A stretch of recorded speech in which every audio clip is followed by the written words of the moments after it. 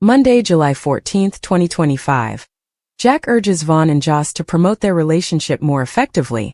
Michael explains to his parents why Sasha must go with the baby, and Emma is given access to Dalton's files.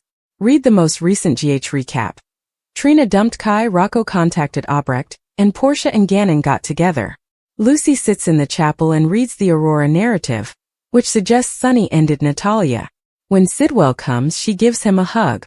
He wasn't expecting to see her there, and he appreciates her support. She is sad he has to deal with the media coverage today. He fears for his son. Lucy tells him how much she enjoyed working with Natalia. He describes her as a force of nature. He is just concerned that his son will be unable to find calm if he does not receive answers. She's certain the Aurora story is fake. Who can say at this point what happened? Sidwell ponders. He tears up as he says Natalia will always have a special place in his heart, because she gave him a kid. He is simply anxious that his son will be haunted by what happened. She offers to call in some favors and get the covers removed. Marco ignores Lucas' texts until Alexis arrives to express her sorrow. She says that Sonny did not kill his mother. Aurora's story was based entirely on insinuation rather than facts. He questions why she believes Sonny had nothing to do with anything. She is convinced that Sonny would never hurt him or his mother. He values his family more than anything else. After she departs, he checks his phone again and does not respond to Lucas' newest texts. At Carly's, Michael notifies his parents that he will lose his daughter. He explains that Sasha will be leaving town with Daisy. Someone is after the baby. Sonny assumes it's about him. Someone is trying to gain his attention. Carly believes this is all insane, and Michael should prevent Sasha from leaving. He will not do that. After everything Sasha has been through, she deserves a quiet existence, and he wants to give her that. His parents pledge to provide for all of his needs. Michael informs that Jason will accompany Daisy and Sasha out of town. If he loses both Wiley and Amelia, he will be left with nothing. He can never allow Willow and Drew get custody. Gannon is delighted to run into Willow at GH. She glares at Lucas. When he approaches and is comfortable with her, Gannon orders them to clear the air. Lucas reveals that they are on opposing sides of a family issue. They begin squabbling about Drew, but Willow demands that they keep their personal matters outside of the hospital. Lucas relents and agrees. Willow admits that she had made mistakes, but she was only following her heart. He's astonished when she reveals how horrible Michael appears on paper, and she argues that he's pushed her to it. She recalls toying with Daisy to teach Michael a lesson. Brennan phones Carly to leave a message, and Vaughn and Joss enter, grumbling that Anna is watching them. Jack is not surprised. He's confident that Vaughn's clean background will only make Emma more suspicious. Their boss informs them that if they want to make this work, they must live and breathe their cover narrative, while convincing everyone that they are a true couple. The good news is that they successfully cloned Dalton's phone, and discovered he had a physical messenger. If they can discover it, they are in. As Felicia comes at home, Anna calls to have a background check done on Vaughn. The puppy runs in and chews on her shoe. Emma and Gio jog in, and Anna complains about her shoe being damaged. She adores these sneakers. Gio grabs Anna's Pop-Tart and dashes off with the puppy and Emma. Anna wonders how this has become her life. She and Felicia drink coffee, and Anna wonders if Emma is in trouble. She discusses Vaughn and how he appears too flawless. She requested a background check on him. Felicia believes she's doing a lot of projection. Anna's agent instincts make her worry if Vaughn was involved in what happened to Dalton previously. She gets a call back saying Vaughn is clean. That indicates that something suspicious is going on. He joins Rocco at the towel counter and learns that Britt stole the embryo from which he was born. But Jason caused confusion by claiming Britt was a decent person. He still seeks answers. Rocco Danny chat Britt JJBC Dalton calls for a towel, and reminds them to work rather than socialize. Emma appears with her puppy smirking. Danny and Sasha discuss the baby and whether she recognizes her voice from hearing it in the womb. He approaches Gio, and they discuss how pleasant it is to get to know each other on neutral ground at work. When Dalton returns from a swim, he discovers the dog on his chair. He immediately begins protesting and informs Gio that Rocco and Danny should be dismissed. Emma hurries over and apologizes, vowing to make it up to him by making his days more relaxed. He agrees with that. After he goes, Rocco, Danny, and Gio believe that working with Dalton was a mistake. She explains that he is a nasty guy, and she needs access to his files. Jason arrives at Lulu's, and she apologizes for being harsh with him the prior night. But she needs him to realize that he will never speak to her son about Britt again.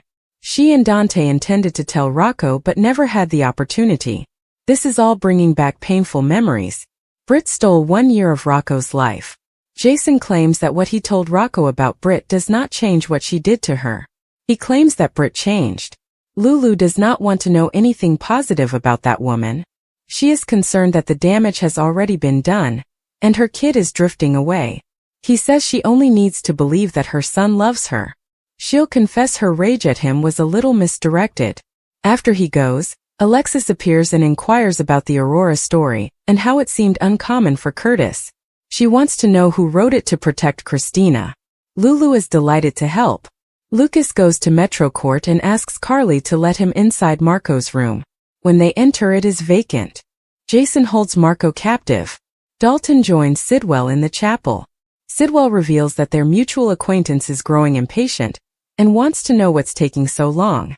If he does not have them, he will be punished severely. After Dalton leaves, Sidwell looks at Natalia's coffin and hopes she finds peace. Sonny arrives and informs them that Marco will not be attending. General Hospital spoilers and updates suggest that Carly Spencer could be the next target of an attack in a family desire for vengeance. Is Jen Sidwell planning to pursue Sonny Corinthos' ex-wife in light of the events involving Natalia Ramirez? An eye for an eye, a child for a child, or an ex-wife for an ex-wife? Sonny has an eye for an eye mentality, which suggests that Sidwell may take a similar stand on revenge. Unlike the PCPD, Sidwell is determined not to let this go. And Marco Rios is willing to hold Sonny accountable for his mother's awful death as well. Marco appears to be a good person at heart, hence he is unlikely to back Sidwell in inflicting damage on Carly. This is especially pertinent given that Carly is Lucas Jones' adored sister. Nonetheless, Marco's entire predicament with Natalia is clearly leading him down a bad path. Marco may be collateral damage in Sidwell and Sonny's war despite the fact that Marco is not a villain like Sidwell. He may become embroiled in some turmoil that could ultimately harm his relationship with Lucas. Regardless, Sidwell feels Sonny accountable for the death of his ex-wife and child's mother. Sidwell may believe that Sonny should suffer the same loss and as a result, attack Carly. Of course, that type of conduct could have catastrophic consequences. It's already unsettling that Charlie's pub was set on fire while Christina Corinthos Davis was inside. But Sidwell didn't plan for Christina to be stuck inside. Sidwell may go after Carly in retaliation for Natalia currently. Sidwell may be plotting to harm Carly, which could aggravate Sonny. But Sidwell will be treading on extremely dangerous terrain. Sonny has shown a desire to confront Marco, but Carly has urged him not to escalate the problem, even warning him that they could lose more children to death. However, if Carly is targeted by Sidwell, Sonny and Jason Morgan may retaliate fiercely. Fans of Jitch understand that this would be a serious mistake that Sonny would not tolerate. While Carly is likely to tolerate whatever Sidwell has planned for her, Sidwell may not fare as well if he pushes Sonny to his limits. It would be incredibly stupid to attack Carly for dating the local head of the WSB Sidwell. Not to mention that Sidwell would be quite foolish to attack Carly, given who she is now dating. Sidwell risks sealing his own doom, especially because Sonny isn't the only one who will be outraged. Jack Brennan has previously sent a warning to Sidwell about Carly and made some threats. If Sidwell pushes Brennan to his limits, it might have devastating ramifications, making targeting Carly a monumental error. According to GH spoilers, the rising tension between Sonny and Sidwell may result in more people becoming involved in the repercussions, so stay tuned for the newest details on this budding feud. The night was dense with tension, making even the most experienced enforcers uneasy. Sonny Corinthos had reached boiling point, and Port Charles braced itself. This time it wasn't about territory, goods, or leverage but rather something deeper. Trust had been broken, lines had been crossed, and Sonny was not about to sit back and wait for someone else to administer retribution. Marco had been keeping a low profile, claiming to be faithful and silent. But Sonny had eyes everywhere, and he noticed when Marco began having appointments that were not on his schedule, slipping out of familiar areas, and whispering to people who did not belong in Sonny's world. It was slight at first, just enough to be passed off as coincidence, but Sonny didn't believe in coincidences, especially when Sidwell's name was mentioned in the same breath. Sonny left it simmering long enough to gather information. He needed to be certain. He refused to delegate once he was in charge. Marco's kidnapping was not dramatic. That was not Sonny's style anymore. It was neat, efficient, and intentional. 2 men, an unmarked automobile, and 1 alleyway. Marco had just stepped out of his girlfriend's house, looking a touch too confident for someone playing both sides. They didn't say anything to him before grabbing him. 1 punch to the ribs, a hood, and then stillness. When Marco awoke, he was in one of Sonny's lesser-known safe homes, stripped of everything that gave him confidence, his phone, wallet, and contacts, including his shoes. Sonny entered the room slowly, like a thunder cloud moving in with intent. He did not yell. He did not need to. His quiet was a weapon, and Marco felt every ounce of it. He was tied to a chair, his lip already split from the initial takedown, and he felt he had no chance. I gave you job. I provided you protection. And you told me lies, Sonny continued, his voice low and almost sorrowful. Marco tried to talk, telling a story about muddled messages and misunderstandings, but Sonny didn't buy it. He let Marco talk for a time, nodding occasionally as if to give him hope. He then took a step forward and slammed his fist into the back of the chair, leaning it forward just enough to make Marco quiver like a coward. You met with Sidwell. You shared information. And you were willing to burn me to the ground for a payoff that wouldn't even carry you through the next year. Marco was desperate now, insisting it wasn't like that and that he was attempting to feel out Sidwell for Sonny's benefit. But the horror in his eyes revealed the truth. Meanwhile, Sidwell was applying a different type of pressure. He had his own issues, including Dalton, an ambitious operative who claimed to get close to the Corinthos operation and deliver something that would finally destroy Sonny's entire criminal network. Sidwell had poured time, money, and resources into this strategy, but the results had been meager. A few sketchy bits of information, some logistical talk, but nothing explosive. Nothing could be leveraged. Sidwell was not a patient man. He summoned Dalton to his private office in New York, a clinical space with icy glass and pointed lines. Dalton approached with his typical swagger, but it faded the moment Sidwell looked at him. You're wasting my time, Sidwell stated plainly. Sonny Corinthos still runs Port Charles as if he owned it. I don't have what it takes to break him, and you keep feeding me crumbs. Dalton shuffled in his chair. He is careful. Paranoid. He's burned more bridges than he's built recently. I don't care what causes individuals to talk less.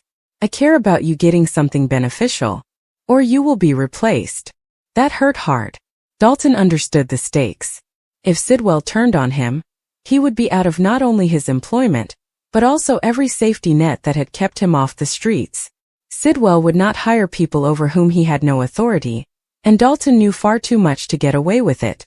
So Dalton was under additional strain. He needed to give something substantial, something tangible that Sidwell could use. He switched his attention to Jocelyn Jacks. Not because she was actively involved, but because she was emotionally invested, linked, and becoming closer to those who were. If he could identify a common thread with her, he could uncover something worth reporting. Back at the safe house, Sonny had let Marco stew in quiet for almost an hour. He hadn't left the building. He was simply allowing time to weigh heavily on Marco's conscience. It was an old tactic, but it was effective. When Sonny returned, Marco's attitude had altered. He supplied names, meeting locations, and timelines. It wasn't everything, but it demonstrated the depth of the treachery. Sonny did not respond right away. He only stared at Marco, his expression unfathomable. Then he turned and walked away, shouting for Brick. Get your eyes on Sidwell. Around-the-clock surveillance. I'd like to know what he eats for breakfast and who he eats it with. Brick nodded. And Marco? Sonny looked back. Let him sit. He speaks more when he believes he is already dead. Brick did not argue. He knew the drill. Dalton, meanwhile, was making his move. He set up a casual meeting with Jocelyn outside of Kelly's, keeping things cool and behaving like the friend of a friend who always showed there on time. Jocelyn was wary, but Dalton had charm when he needed it. More crucially, he had information, tiny snippets that he fed her to foster confidence. Comments about decks, cryptic references to warehouse incidents, and other details that only those familiar with the firm would be aware of. Jocelyn's instincts quickly flared. She wasn't sure if she could trust Dalton, but he said just enough to pique her interest. And curiosity was perilous. Sidwell was getting impatient again. He sent Dalton another message, this time plain and final. 24 hours. Or you're done. That was when Dalton snapped. He scheduled a meeting with someone deep within Sonny's operation, whom he had not yet exposed to Sidwell. It was hazardous, but he had no other options. If he could convert this guy, who was trusted by both Sonny and Brick, Sidwell would finally have the ammunition he needs. But Sonny had anticipated it. When Dalton arrived at the meeting place, Sonny was already waiting for him. There's no backup. There's no noise. Sonny and his look were the coldest Dalton had felt in years.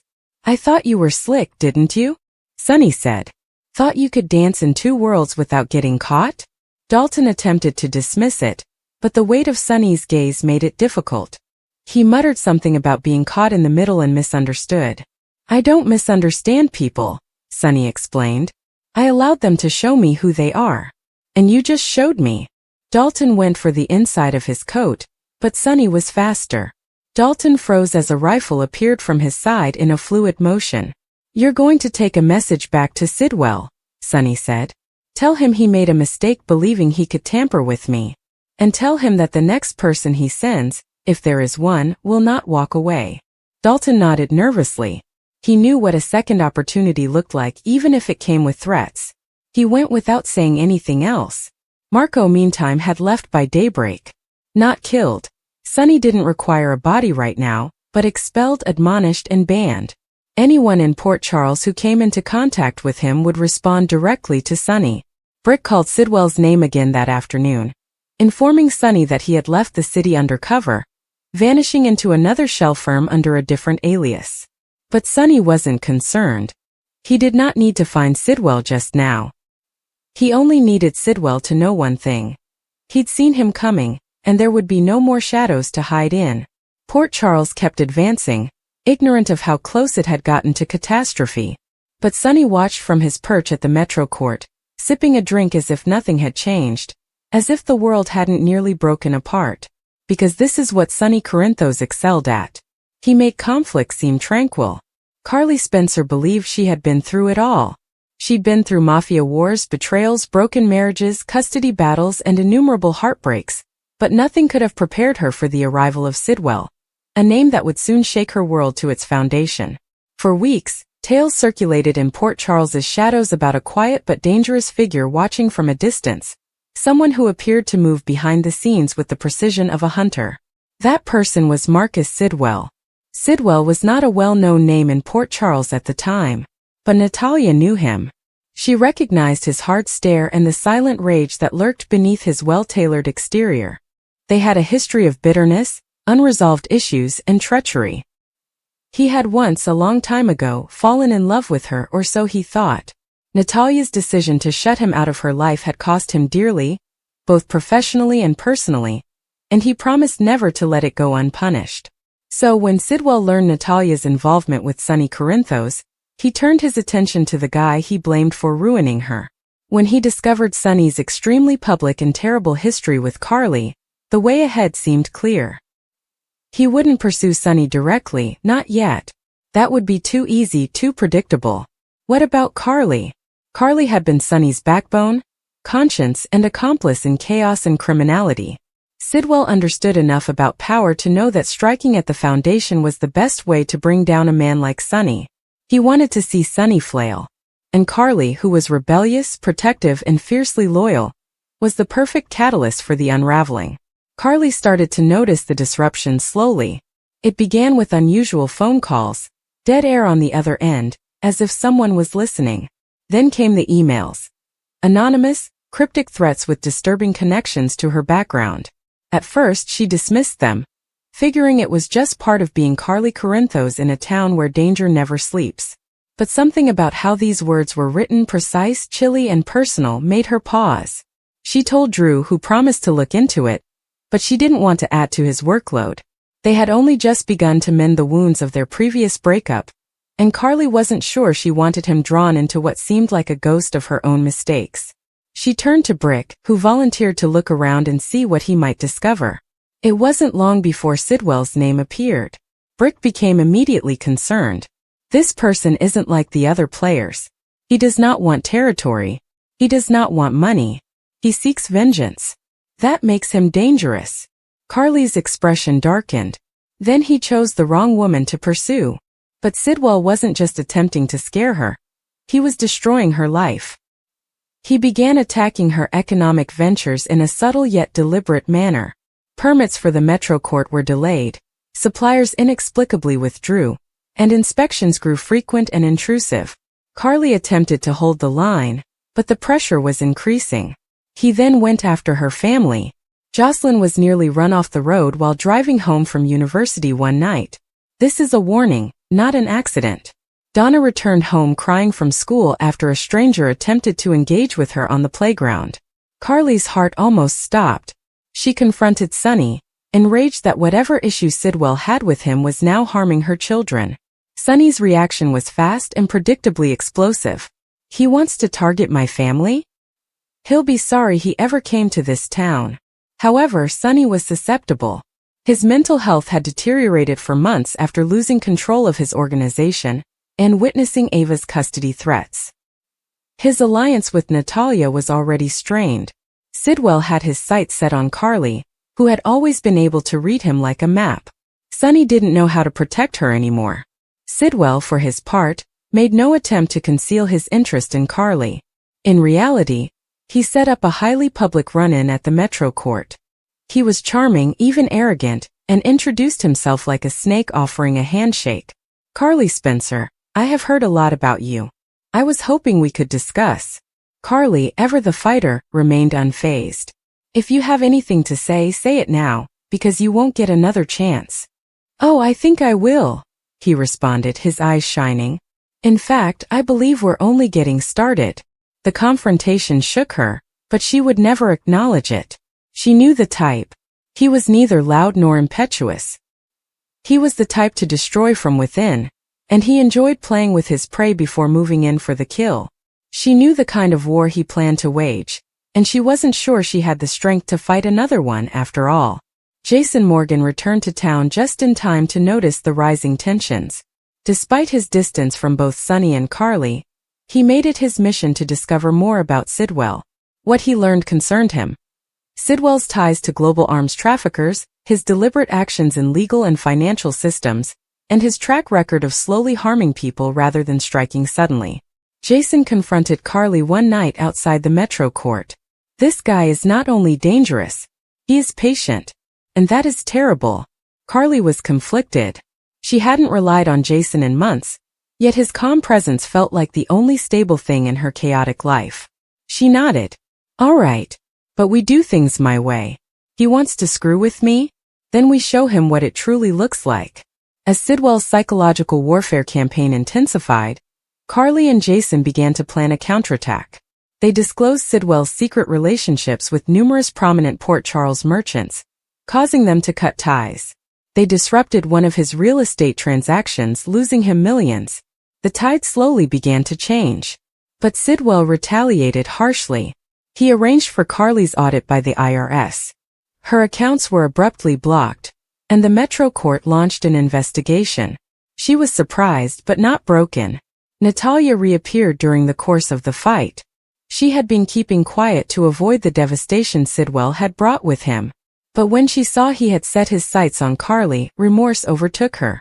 She requested to meet privately. Carly didn't know what to expect when Natalia came. Tension rose between them. Natalia was direct. He's doing this because of me, she explained softly. I left him. I embarrassed him. He believes that if he destroys you, he will have the last word. Carly glanced at her. Why haven't you warned me? I didn't expect him to go this far. That's the problem. Men like him always go that far. Natalia and Carly's uneasy collaboration altered the game. Natalia provided critical information regarding Sidwell's previous vendettas, including patterns, preferences, and weak places. It allowed Carly and Jason to enter. They unearthed a decades-old bribery scandal from Sidwell's past, which prompted a grand jury investigation in New York. Sidwell was enraged, bordering on insane. For the first time, he lost control in public. "You've got no idea what you've begun," he said during a press ambush outside the courthouse. "Oh, I think I do," Carly said to herself, watching him crumble. But it wasn't over. Carly understood that even as his power diminished, men like Sidwell did not depart easily. He would retreat, reorganize, and wait for another opportunity. She'd seen it before. So she decided. She pulled the Metro Court into a new protective relationship, which Jason helped organize covertly through trustworthy foreign allies. The hotel became a fortress in disguise, protecting against financial sabotage. She also hired new security, tripled Jocelyn's protection, and arranged for Donna to be driven to school by someone she fully trusted. Then she sent Sidwell a message, a single white rose delivered to his penthouse, a clear warning in their society. He departed Port Charles 2 nights later. No one saw him go. Nobody knew where he went. But Carly didn't care. Because for the first time in weeks, her world seemed safe, scarred but still standing. She understood it wasn't the end of the war. Sidwell would return, and the next time he might not play games. But she would be prepared. Because Carly Spencer did not simply survive men like Marcus Sidwell. She outlived them. According to General Hospital spoilers, many viewers are left wondering if the writers made a terrible mistake with Kai Taylor. That's because it appears that he has no scars from his back surgery. Not only that, but he is jumping back into the water as if nothing had occurred. Isn't this soap supposed to include medical storylines? Did the writers just make a huge mistake with Kai? It's called General Hospital for a reason, but it appears that the writing team has completely missed the point in at least attempting to make the show a little more realistic, particularly with their medical stories. Kai should be in recuperation for a few weeks. It goes without saying that the internet had a lot to say about the situation. Some even noted, spinal surgery is commonly performed from the front these days. The scar is at the base of the throat, disguised in a natural groove. General Hospital spoilers. What's really going on with Kai? I'm disappointed that they also removed Maxie's transplant scar. I realize doing special makeup all the time is a pain in the ass, but scars are an important part of someone's past and history. Another show critic wrote, Maxie had heart surgery and does not have a scar. Michael was scorched all over his body, yet he's poolside and looks like a snack. The doctors in this universe are wonderful. There was also this comment. GH has access to the world's greatest plastic surgeons. It's no surprise that even the impoverished can afford their services. Fans of GH will have to keep watching to see what happens next. ABC broadcasts General Hospital on weekdays. Check the local listings for times. In the meantime, please share your ideas in the comments box below. General Hospital spoilers suggest Kai Taylor and Trina Robinson's romance hit a big stumbling block this week when Kai revealed Curtis Ashford and Dr. Portia Robinson's plot to Drew Quartermain. Kai disclosed their plan to seek down Jacinda and pay her off so she could rewrite the story that Drew knew he was using ketamine recreationally and planned to do so, aiming to protect Portia and Nina Reeves from his blackmail while sinking him. Despite Curtis and Portia's unethical tactics, Trina's passionate dedication to her parents contrasts with Kai's allegiance to Drew, who paid his life-changing operation. Can Kai and Trina overcome this obstacle? Or will their conflicting loyalties drive them apart? Kai's betrayal stings Trina. Kai's decision to inform Drew derives from gratitude for his assistance, but it surprises Trina, who expected him to defend her family. Curtis and Portia's plot to expose Drew's deception is unethical, but Trina's loyalty to them makes Kai's actions feel like betrayal.